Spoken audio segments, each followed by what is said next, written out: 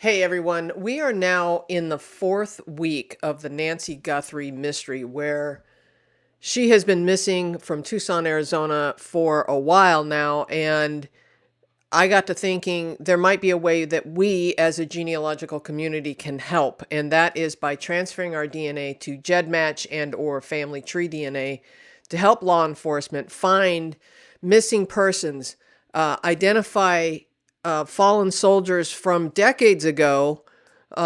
There's a lot of reasons why we might want to help with this. So let's jump in. I'm going to show you how you can transfer your Ancestry DNA. I'm just going to show it on Ancestry, although the similar process would happen on MyHeritage or 23andMe, other platforms where you may have taken a DNA test. So we're going to transfer from Ancestry to GEDMatch and from Ancestry to Family Tree DNA. I'm going to show you those three processes. Download from Ancestry, upload to GEDMatch, and upload to Family Tree DNA.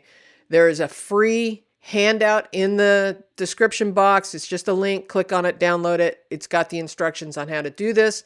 If you want to help try and solve this Nancy Guthrie missing persons case. And so with that, let's jump in.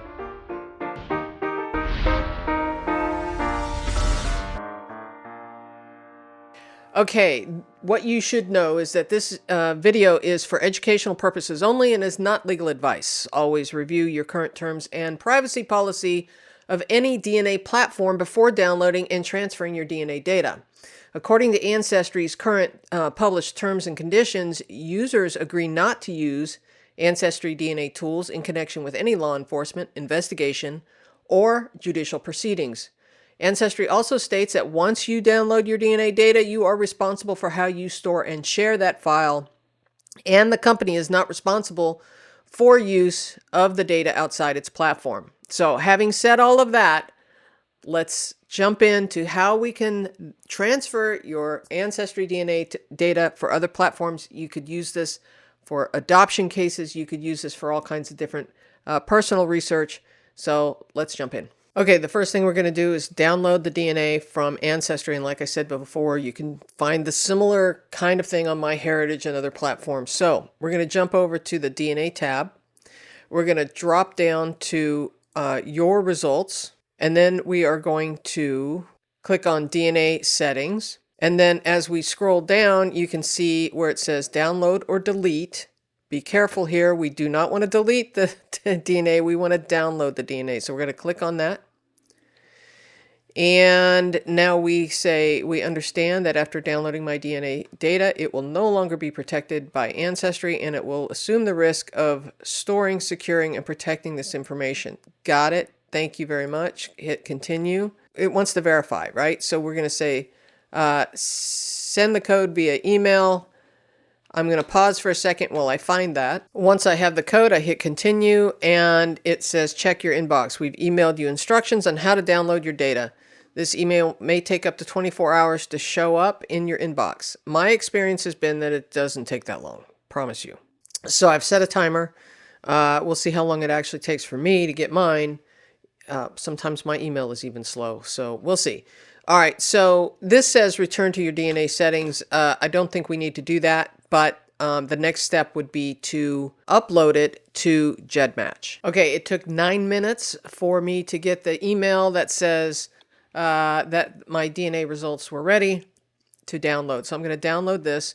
And again, remember that when we're uploading it to other places, as Ancestry warned us, we no longer have control over how that information is being used. But if you're trying to find more cousin matches, you're trying to solve an adoption case, whatever the situation is, GEDMatch and or Family Tree DNA may be able to help connect the dots from other platforms. So here what we're going to do is we're going to download the DNA data, and it's going to take a second for that to happen. And then all I'm going to do is, you don't want to open it. This is a zip file. So all you need to do in your downloads folder is go find it, drag it to your desktop, and then we'll go from there.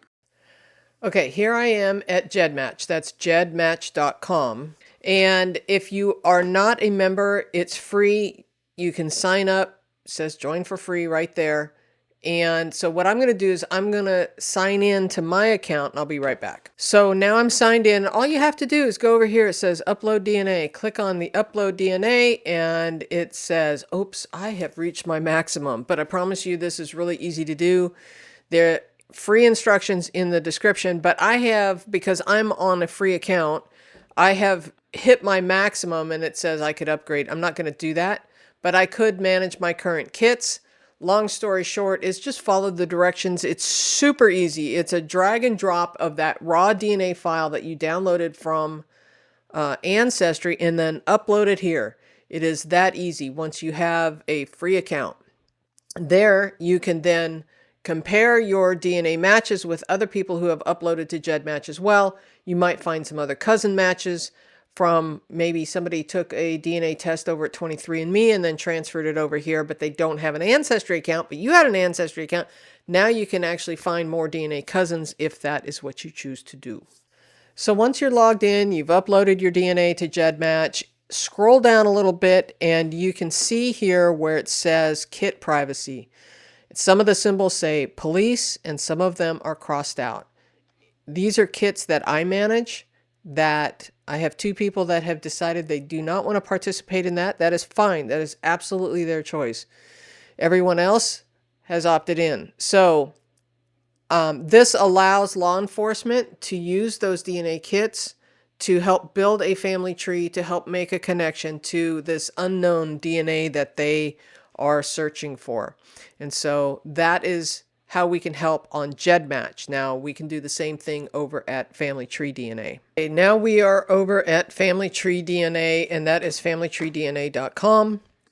And if you come here, now I'm not logged in yet, but if you come here and you get a little nervous thinking they're going to charge you, that is if you were to buy a kit. If you come back up to the top and it says upload a DNA data, it says you can do it for free. So taking them at their word, I'm going to log in and show you what I can do, but this is pretty easy. You can log in. If you already have a DNA account, a Family Tree DNA account, you can sign in or you can create an account for free here and then upload your DNA again following the directions. You can do so. Okay, once you have uploaded your DNA to Family Tree DNA, I'm on the home screen here. To make sure that you're opted in, you can go to the account settings area and go to privacy and sharing and then scroll down. And where it says Investigative Genetic Genealogy Matching, make sure that is turned on if you choose to participate in allowing law enforcement to help with genetic genealogy to create that family tree to help solve some of these cases. And so it's that simple. Really, it is that easy if you want to help law enforcement solve some of these unknown cases or help some of those repatriation efforts to help find those fallen soldiers, or for your own research. If you want to try a different platform and try and see if you can find other DNA matches, you can do so by going over to both GEDMatch and or Family Tree DNA and see if that can help. Now, as a reminder, there's a free handout for this, so that's got the instructions on how to do this in case you forget the steps along the way, but it's really that easy. I mean, this video is not even 10 minutes long, and it takes about that long to transfer your data over, depending on how long that email takes to come from Ancestry DNA. And so with that, I hope it is helpful. Hopefully we can get this case solved. My heart breaks for the Guthrie family, and so I just wanted to see if there was something I could do to help. And with that, we'll catch you in the next video.